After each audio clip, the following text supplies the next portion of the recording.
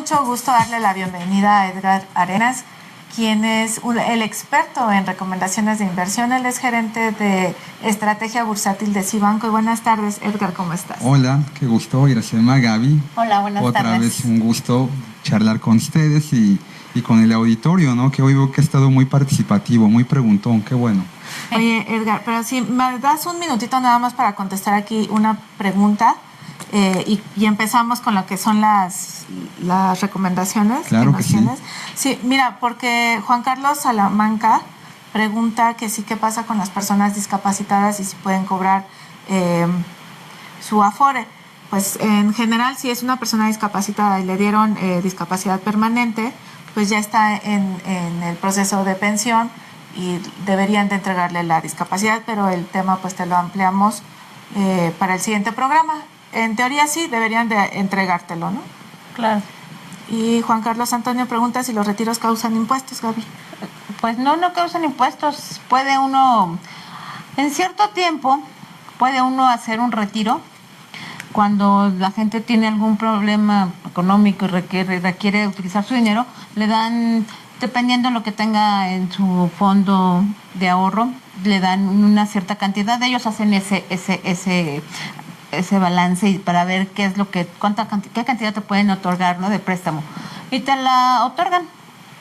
Y después de ese, bueno, eso era hace algunos años, después de un cierto tiempo podías volver a retirar, pero pagando 5 años. Antes no. Y además, otra cosa, pues la gente si puede regresar ese dinero que en algún momento le prestaron, eso va a ser muy bueno porque entonces va a seguir teniendo pues, el ahorro que tenía en un principio, ¿no? Uh-huh. Entonces, y no perderlo, pero bueno, hay quien no puede regresarlo, pero sí es pues es una ayuda de alguna forma en cuanto pues se puede retirar, ¿no? Y si no causa impuestos, te lo dan sin problema en tu Afore, tú vas, solicitas, te dicen sí puedes, no puedes, cuánto es y te lo dan. Y listo. Uh-huh. Bien. Bueno, gracias, Edgar, por que te robamos unos minutitos. No, adelante, es su programa. Yo también, esta es mi casa, ¿eh? Ok, gracias, me siento como en casa, gracias. Bueno. Siempre me hacen sentir muy bien. Qué bueno, Edgar. Oye, Edgar, pues, a ver, ¿tú qué opinas? Yo veo que el mercado financiero, en particular, cuando hablamos de bolsa, pues empezó muy tranquilo, recuperándose muy bien, pero de repente empezaron a aparecer noticias de crecimiento económico con menor ritmo a nivel global, el tema de Brexit, y son temas pues que han estado como que frenando otra vez a la gente. El tipo de cambio ha estado operando bien, pero o sea, se piensa que va a haber volatilidad y que puede volver a subir. Y bueno, ¿y qué hacemos en esos escenarios, los que nos gusta invertir en bolsa? ¿Qué hacemos? Bueno, como siempre, cuando se invierte en bolsa hay que ser muy prudente y ajustarse sobre todo al principal factor que mitiga cualquier riesgo en los mercados de renta variable, que es el plazo, ¿no? Okay. Mientras tengamos la oportunidad de definir un horizonte de inversión más largo, pues toda la volatilidad que pueda presentar el tipo de cambio, algún índice en particular o a quien le guste comprar ya muy específicamente alguna acción, algún sector, alguna región, pues mitigará la volatilidad, porque este año mi percepción es que será un año con muchas noticias que van a mover el mercado para arriba. Ya lo han hecho. Uh-huh. Hemos tenido un muy buen enero después de un nefasto diciembre, tal vez el peor diciembre en los últimos 50 años en los mercados de renta variable a nivel global. No fue un tema nada más de México. Sí. Uh-huh. Y la recuperación que han tenido la mayoría de los índices en el mundo, pues han dado un poquito más de holgura para pensar que el primer semestre va a ser una muy buena primer mitad del año. Aquí el tema, y es un tema que ya atañe un poquito más a temas macroeconómicos, es que el ciclo económico a nivel global ya está muy agotado. Después de un ciclo económico, el ciclo económico, vamos a explicarlo un poquito para quienes nos están escuchando, para quienes nos están viendo, es el vaivén que tiene la economía entre un periodo de recesión, que pudiera también convertirse en un periodo de depresión, ¿ok? Y bueno, viene entonces la parte de recuperación, la parte de auge que en este momento tenemos. Y es un ciclo económico que inició en el año 2008, después de que el mundo se quebrara a raíz de, como resultado de la crisis hipotecaria subprime, que se llevó entre las piernas a todo el planeta, y que ha venido recuperando, ha venido haciendo que el planeta crezca, pero eventualmente este tipo de ciclos se agotan. El promedio de un ciclo económico debería de ser de más o menos 7 años. Los ciclos económicos expansivos que duran más de esto, ¿okay?, suelen ser de un crecimiento además muy acelerado en los últimos 2 o 3 años. Lo hemos visto, así lo demuestran las cifras de los índices durante el año 2016, 2017 y también el primer semestre del 2018, y eventualmente se tiene que agotar. Solo ha habido un ciclo económico de más de 10 años y fue un ciclo que empezó en los 80s y todavía alcanzó a tener una parte de una administración Clinton. Cuando yo escucho mucho lo que el señor Donald Trump hace, dice, no, escribe en Twitter, tiene mucho que ver con tratar de alargar este ciclo lo más que se pueda, ¿no? Uno de los grandes catalizadores que existe para que una economía responda de forma favorable es incentivos fiscales, que es lo que él ha venido haciendo desde que empezó llegó, ¿no?, su administración, su gestión. Otra parte de este incentivo que ha venido aplicando es un mercado muy proteccionista hacia su mercado, hacia la industria norteamericana. La inversión extranjera directa, de hecho, a nivel global se desaceleró todo el 2018 a raíz de que Estados Unidos regresó una cantidad brutal de dinero a su economía, lo cual ha permitido crecer. Eventualmente eso le va a hacer crecer a México también. El hecho de que Estados Unidos crezca es una buena noticia para nosotros. Ellos son nuestro principal socio comercial. En nuestro caso, somos el segundo después de China. Más o menos, México le vende a Estados Unidos 370,000 millones de dólares al año. Le vendemos casi 1,000 millones de dólares a Estados Unidos. El 80% de lo que el país produce se va para allá.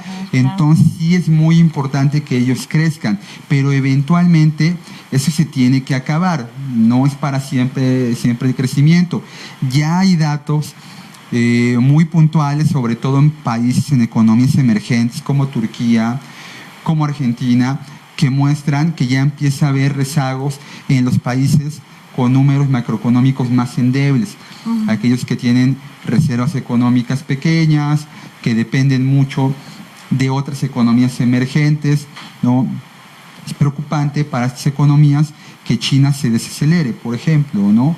En nuestro caso, bueno, tan lejos de Dios, pues tan cerca de Estados Unidos, ¿no?, de alguna manera. Así que bueno, pues seguramente el mercado de renta variable va a ser bueno este año. Yo sería muy precavido a la hora de diversificar mi portafolio. Me gustan 3 sectores. Me gusta todavía el sector de consumo discrecional. Estados Unidos sigue generando muchos empleos. En los próximos días habrá el dato del empleo en Estados Unidos. También me gusta el sector tecnológico, el Nasdaq, que es el índice que aglutina a todas las grandes empresas de tecnología en el mundo. No han tenido un año negativo desde el 2009, o sea, lleva 10 años creciendo, pero bueno, es un sector con características muy especiales, ¿no? Porque la tecnología, pues básicamente ya mueve todo. Podremos incluso hoy dejar de consumir algunos productos básicos, pero el Internet, por ejemplo, pues se ha vuelto pues algo que debería de entrar en la canasta, no sé, es un tema del cual depende prácticamente todo, ¿no? Sí, de hecho, para hacer el cálculo de inflación general, pues se consideran los teléfonos celulares, ¿no?, los servicios de telefonía, es correcto, porque se ha vuelto indispensable en la vida diaria. Así es. Entonces, me gusta el sector de consumo discrecional, me gusta el sector de tecnología. Creo que el primer semestre se puede tener un pedacito de este par de sectores a través de algún fondo de inversión. Quien tenga ya un conocimiento más sofisticado puede hacerlo a través de una acción que replique ese sector, se llaman ETFs, o directamente alguna acción, ¿no? A quien le guste salir y comprar Apple, a Amazon, etcétera. Bueno, habrá que preguntarle a su asesor financiero y gestionar un portafolio que a partir del segundo semestre me parece que debería de reducir posiciones en renta variable y vincularse más a bonos. Me parece que la mayor parte del rendimiento en este año estará más pegado a los instrumentos de renta fija de corto plazo. Okay. Siguen sin gustarme tampoco los fondos o los bonos que están estructurados con activos de renta fija de largo plazo. Hace ratito platicaban de las Afores, ¿no? Sí. De las minusvalías que han tenido las Afores. Una gran parte de las minusvalías que han tenido las Afores han sido por los bonos de largo plazo que han presentado rendimientos negativos. Mucha gente, no es sencillo de explicar, no es sencillo de entender cómo un instrumento de renta fija puede pagar negativo. Bueno, todos los bonos de largo plazo, cuando la tasa de interés sube, que es lo que hemos visto durante los últimos años, el precio baja. Sí. Es una dualidad. Ya tendremos tal vez en otro programa más adelante la oportunidad de explicarlo. Pero cuando la tasa de interés sube, no hay que adquirir instrumentos de renta fija de largo plazo porque el precio baja y eso representa una minusvalía en la inversión que hayan hecho en ese instrumento. Claro.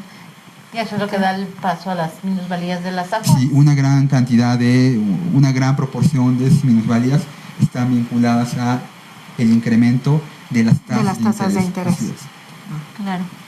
Oye, y por ejemplo, en esto que hablabas de la renta variable, que en 50 años el mercado no había caído tanto como ahora. Como en diciembre, ¿no? ¿Qué es cuál es la contraparte del mercado para irse recuperando? Bueno, yo creo que hay muchos títulos que empezaron a presentar descuentos interesantes, precios muy interesantes para grandes portafolio managers que tienen la necesidad además de diversificarse, ¿no?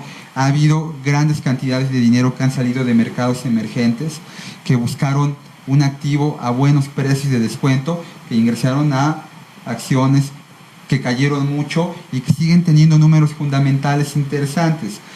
Si la economía de Estados Unidos sigue creciendo como creció el año pasado, creo que hay títulos que van a tener un muy buen rendimiento. Muchos clientes se me acercan y me dicen, oye Edgar, ¿cuánto va a pagar el Standard & Poor's 500? ¿Cuánto va a pagar el Nasdaq? No les puedo decir si va a pagar el 15, el 20 o el 30%, pero sí les puedo decir que si la economía norteamericana crece, al índice le va a ir bien. Sí. Segura, y es lo que va a pasar. Este año Estados Unidos va a crecer al 2.5, que es un muy buen porcentaje de crecimiento en una economía tan grande. Crecieron el año al 3%, 0.5 menos. No es tal vez fantástico, pero sigue siendo muy bueno. Y en consecuencia, creo que todas las acciones con descuentos importantes vinculadas a sectores en Estados Unidos con crecimiento en el próximo semestre son las que han generado este jalón en los primeros 28 días que llevamos en el año. Oye, ¿y sectores como la automotriz, como vivienda, construcción en general, crecerán? Bueno, en Estados Unidos el índice de vivienda es un dato muy importante para medir el crecimiento de la economía. Yo creo que todavía le queda un poquito de cuerda. En el caso del sector automotriz me parece también que tiene todavía bastante rendimiento en los próximos meses. Ha habido cambios en las políticas, en las regulaciones automotrices que seguramente harán que el sector crezca en Estados Unidos. Lo que pasa cuando regresamos al tema de la ciclicidad de la economía, cuando el ciclo empieza a agotarse, hay que definir muy bien en qué sectores hay que invertir, porque cuando estamos en la parte de la recuperación, pues prácticamente todo crece, ¿no? Habrá algunos sectores que crezcan más que otros, pero cuando ya se empieza a agotar el ciclo, hay que ponderar muy bien en dónde sí y en dónde no, porque además hay algo interesante en tema del sector viviendero, de construcción. Generalmente, el primer sector afectado en una recesión es el sector de construcción y el sector viviendero. Y además ha pasado lo contrario. Cuando la economía se reactiva, tanto la parte de construcción e infraestructura como la parte de vivienda son las que suelen reactivarse primero. Yo sería muy cauto en invertir en ese par de sectores en este momento. Tenemos ya algunas preguntas de la audiencia, pero antes de pasar a esas preguntas, me gustaría que nos platicaras qué hacer para invertir en dólares. Porque ahorita hablabas de que te parece atractivo el Standard & Poor's, pero si lo hacemos en México, lo hacemos en pesos, lo hacemos en dólares. Sí, es bien interesante tu pregunta. Durante los últimos, me parece que 40 años, la inversión en dólares ha sido cautivante para los mexicanos. Y es que, decía la abuela, la burra no era arisca, no la hicieron. Claro. Entonces, bueno, si nos tocó, o a quienes les haya tocado, vivir aquellas devaluaciones López Portillistas, Miguel de la Madrid, Carlos Salinas, una parte del gobierno de Zedillo, pues entendemos que el invertir en dólares se vuelve un refugio para nuestro dinero y para nuestra tranquilidad. Claro. El tema es que la regulación en México no permite que compremos cualquier título que esté denominado en dólares con dólares. ¿Cómo invertimos en dólares? ¿Y por qué pasa esto? Bueno, el Banco de México en algún lugar tiene una máquina de la cual tiene un monopolio que ningún otro banco en México ni en el mundo tiene, que es la de imprimir circulante, y el circulante está denominado en pesos. Correcto.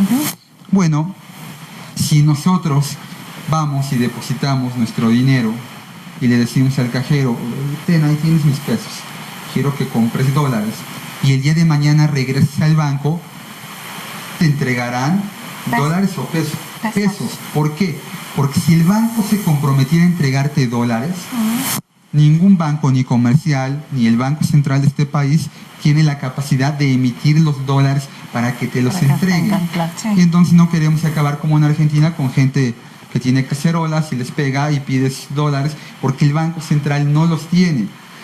Cualquier activo de inversión, aunque esté denominado en dólares, se puede comprar en México, pero valuado en dólares con pesos. Tú entregas pesos y al final te regresan pesos. Aunque hayas comprado acciones de Apple, de Facebook, hayas comprado bonos del Tesoro norteamericano, se te tiene que regresar pesos al tipo de cambio, ¿no? Eso significa que cuando tú inviertes en México en dólares, lo que tienes es un activo de cobertura. Estás cubriendo tu dinero contra una depreciación cambiaria. Si en ese ínter también le ganas dólares a los dólares, como en una acción, ¿ok? Qué bueno, cubriste tus pesos y además le ganaste dólares a los dólares.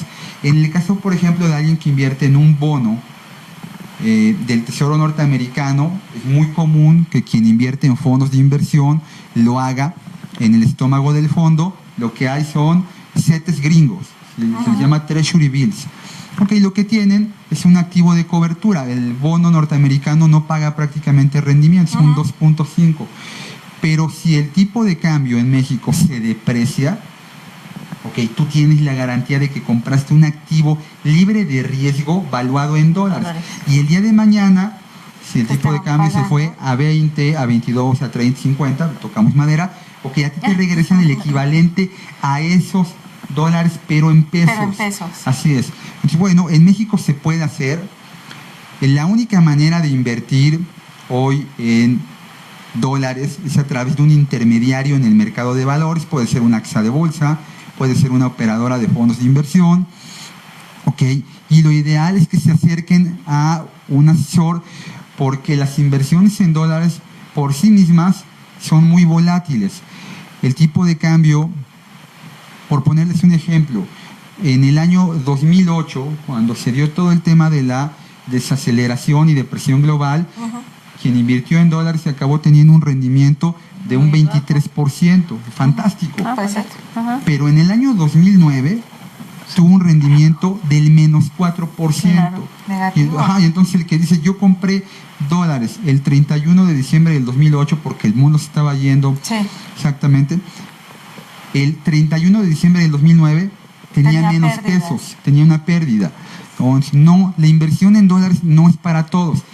Si tomáramos los 3 activos de inversión Ujú. que más utilizamos los mexicanos, que son bonos, CETES, dólares y en menor grado acciones, Ujú. adivinen cuál sería el peor activo de inversión del año 2000 Ujú. a la fecha, en todo el siglo, en 19 años. Los dólares. Los dólares. Los CETES te habrían pagado más que el El que haber dólar. invertido en dólares, En correcto. dólares. Con años buenos y años malos, Sí. ¿no? Pero en un horizonte de largo plazo, Ajá. los dólares han representado una mala inversión versus otros activos, ¿no?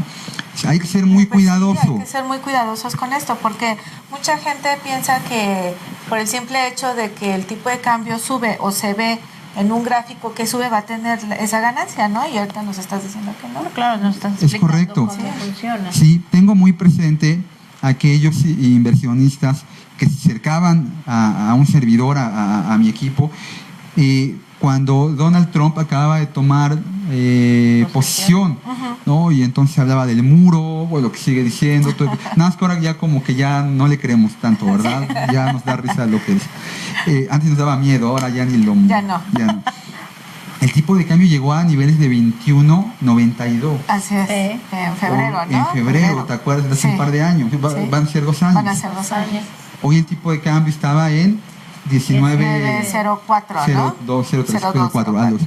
Bueno, quien compró dólares hace 2 años, hoy tiene 3 pesos menos por cada dólar. Por cada Multipliquen ustedes, hagan cuentas, ¿no? Si tenían para invertir en ese momento 1,000 pesos, 10,000, 100,000, multiplíquenlo y las pérdidas se pueden volver importantes. Importantes. No es para todos, hay que entenderle muy bien. Yo siempre les sugiero a cualquier persona que va a invertir, aunque sea lo que le sobró de la quincena, que bueno, todo suma, acercarse a un asesor, porque los mercados tienen sus particularidades y no necesariamente la mejor inversión para Pedro es la mejor inversión para Juan o para María. Claro. Cada inversionista debe de tener un traje hecho a la medida. Claro que sí. Oye, Edgar, ¿tú tienes algún inconveniente en dar tus datos para que la audiencia se comunique contigo o te visite en tu banco? No, y va a ser un gustazo que me visiten. Y además, si llegan recomendados por Gaby y Iracema, Claro que les sí. invitamos a un café. Y les damos muy buen rendimiento. Oye, ¿y otro tipo de otras monedas? Ay, como- permítame, Gaby, pero no nos diste el teléfono. El teléfono. 1103-1241. Ahí me pueden localizar. Si me llaman ahorita, pues creo que no va a haber nadie en la oficina. ¿Desde pero, qué hora? ¿Qué hora estás? pueden llamarme de 8:30 de la mañana a 5 de la tarde. Si yo no estoy, pueden dejar el mensaje en la contestadora. Yo me reporto con ustedes.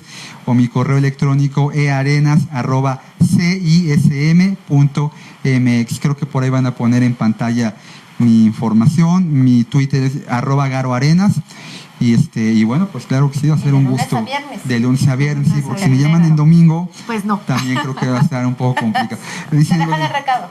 sí, decía Gordon Gekko en Wall Street, aquella película ochentera, los mercados nunca duermen, pero yo sí duermo, Pero sí. entonces no se va a Los poder mercados hacer. trabajan por Sí, mí. pero yo no, yo sí duermo, ¿vale? Oye, Edgar, tenemos aquí ya varias preguntas, pero son diferentes. Mira, te las voy a leer y tú eliges cómo las vas contestando.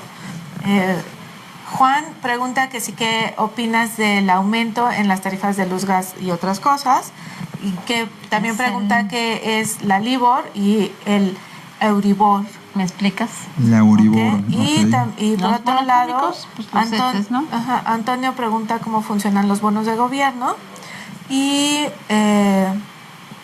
Sergio Leiva tiene la duda, bueno, él está empezando a invertir y tiene deseos de conocer cómo lo hacen acciones de tecnología o ciertos sectores, o Samsung, por ejemplo, o el Standard & Poor's, por citar algo. Ok.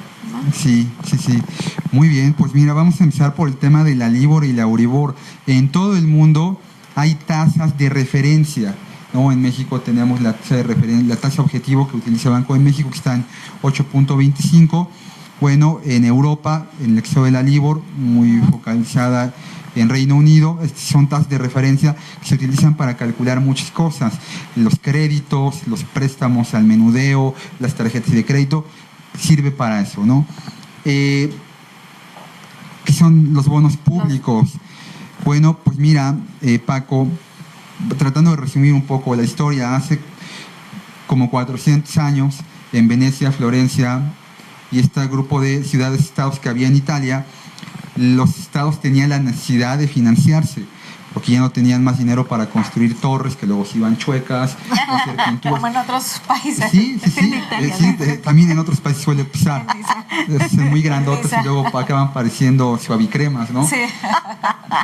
A ver si no tenemos problemas luego. No, ninguno. Y para esto, los estados invitaron a sus ciudadanos a invertir en ellos. Un estado tiene dos maneras de financiarse: o a través de impuestos, y la gente ya no quería pagar más impuestos en aquella Italia, ni tampoco aquí, o a través de algo que fue muy novedoso en ese momento, que era la emisión de bonos públicos, también conocidos como deuda o instrumentos de renta fija. Ahí nace el mercado de bonos. Hoy es un mercado global. Todos los bancos centrales de todo el planeta emiten este tipo de instrumentos de renta fija. ¿Vale? Okay. Sergio, para quienes inician en y quieren comprar acciones con tecnología, lo pueden hacer. El Sistema Internacional de Cotizaciones de la Bolsa Mexicana de Valores agrupa una gran cantidad de empresas que, digamos, que tienen su sede, su base en un país externo, ¿no? Por ejemplo, puede ser Samsung, que si no mal recuerdo es coreana, y que se inscribe aquí en la bolsa, y tú puedes adquirirla sin llevarte tu dinero fuera del país. Entonces, tú puedes adquirirla. Igual el Standard & Poor's 500, que me parece siempre una mejor opción, poder diversificar en un índice que comprar una sola acción, ¿no? Siempre expongo mucho el caso de ICA, ¿no? Que es una empresa que construyó a este país, México, claro. ¿no? Todo, la infraestructura para las Olimpiadas, el aeropuertos, el metro. Y bueno, pues la familia Quintana hoy tiene una empresa quebrada, ¿no? Ingenieros civiles asociados no vale. Ya quien invirtió ahí 100 pesos, hoy tiene un peso, perdió todo su dinero. Pero quien hubiera invertido en el índice de precios y cotizaciones de la Bolsa Mexicana de Valores, que tiene 35 empresas, incluida ICA, ya ahorita ya no está, pero en su momento lo estuvo, no habría perdido su dinero, habría tenido durante algunos días, semanas, alguna minusvalía, pero bueno, al pasar del tiempo, la diversificación del índice habría permitido no destruir todo el capital invertido ahí. Así que a mí me gusta mucho más invertir en el Standard & Poor's 500 que en una sola acción, aunque se llame Samsung o el nombre que le pongamos. Cualquiera de estas acciones o índices que no son en México, que puedes entrar a través del SIC, pero siempre va a ser a través de una casa de bolsa. Sí, si necesitas un intermediario. No puedes ir a la bolsa, tú ¿no? directamente. No, generalmente las áreas de banca patrimonial o banca privada no están en la sucursal bancaria, ¿no? Ustedes tienen que buscar a través de la sucursal, en algunos casos, tratar de escalar a una asesoría un poquito más especializada. El intermediario es el que sirve para comprarte el título. Si tú llegas y le quieres tocar la puerta a Bill Gates, oye, quiero ser socio, quiero comprar acciones de Trump, te va a decir, bueno, ve con Edgar, ¿no? Él te va a ayudar a comprarlas. Sí, con Edgar, claro. Edgar es el que sabe cómo hacer toda la operación, ¿no? Oye, Edgar, bueno, existen las casas de bolsa, los bancos, en tu caso estás en banco. La gente? Sí, el banco en el que yo presto mis servicios tiene una operadora de fondos de inversión muy robusta, en donde tenemos activos de fondos de inversión desde muy conservadores invertidos en deuda gubernamental mexicana, que por cierto está pagando muy bien. Hoy quien invierte en fondos de inversión de renta fija tiene limpio de polvo y paja, más de un 6,5% de rendimiento, sin riesgo, con disponibilidad prácticamente inmediata. Los fondos de deuda gubernamental además tienen esa característica, son muy líquidos, y pasamos por fondos de inversión en dólares, en euros, en renta variable, en bonos globales. En México hay más de 600 fondos de inversión, es un abanico gigantesco. Claro. Muchas opciones para invertir. Pero es importante, primero, pues platicar con el asesor, definir cuál es el perfil de inversión que cada uno de ustedes tiene, y en base a eso se confecciona el portafolio que mejor se adapte a cada uno de ustedes. Claro. Si alguien llega a una sucursal de Cibanco, lo que tiene que hacer es ver dónde está el área patrimonial o cómo llega hacia ti. Sí. Vamos a suponer que ahorita no vio tus números, pero se aprendió tu nombre y llega mañana a una sucursal. Ok, pues tiene que preguntar por el área de fondos de inversión. Okay. Exactamente, y ahí lo canalizarán conmigo o con alguien del equipo. Sí, pero tiene que llegar al área de fondos de inversión. Es cierto. Pues, pues a mí sí me gusta mucho la inversión en bolsa, se me hace muy atractiva. Me acuerdo mucho 2006, que la bolsa dio rendimientos del 46%, el IPC, no, pues era una maravilla. Sí, además pasa eso, que cuando vemos que la bolsa está hasta arriba, es cuando nos queremos meter. Y es lo opuesto, es difícil de entender, no es sencillo. Uno pensaría que si el año 2006 me pagó el 46%, pues el 2007 y el 2008 van a ser del 50 y el 80.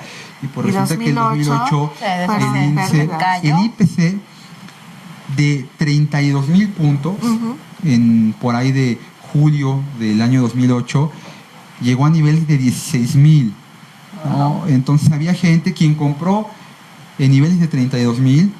Sí, unas pérdidas. Si puso un peso, tenía 50 centavos. Si tenía 1,000, tenía 500. Pero, y ahí tiene que ver mucho el horizonte de inversión, Iracema, Gaby. Quien se esperó 24 meses ya había recuperado todo su dinero. Quien vendió allá abajo, pues difícilmente iba a recuperar.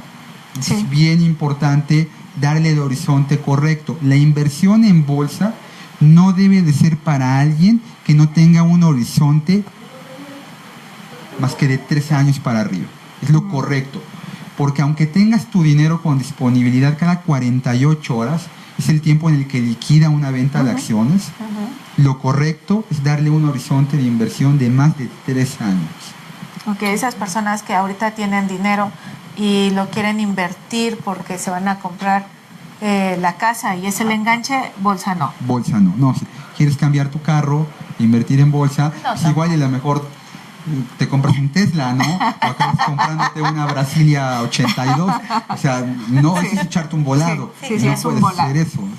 Entonces, para horizontes de largo plazo. Claro que sí. Pues muy interesante, Edgar, toda la información que nos diste. Estoy segura que a la audiencia pues le es de mucho interés y seguramente te estarán hablando. Muy bien. Y pues te esperamos en otra sesión. Sí, ya me estoy acostumbrando a estar aquí, es una buena costumbre. Las buenas costumbres se vuelven hábitos, ¿no? Muy bien. Las malas vicios, este es un hábito. Pues muchas gracias, Edgar. Gracias a ustedes. Gracias. Hasta pronto. Vamos a una pequeña pausa y regresamos con temas de mercados financieros y con nuestra siguiente invitada, porque ya vamos a entrar, desgraciadamente se acaba el programa, pero tenemos que entrar a Vida en Equilibrio. No se vayan.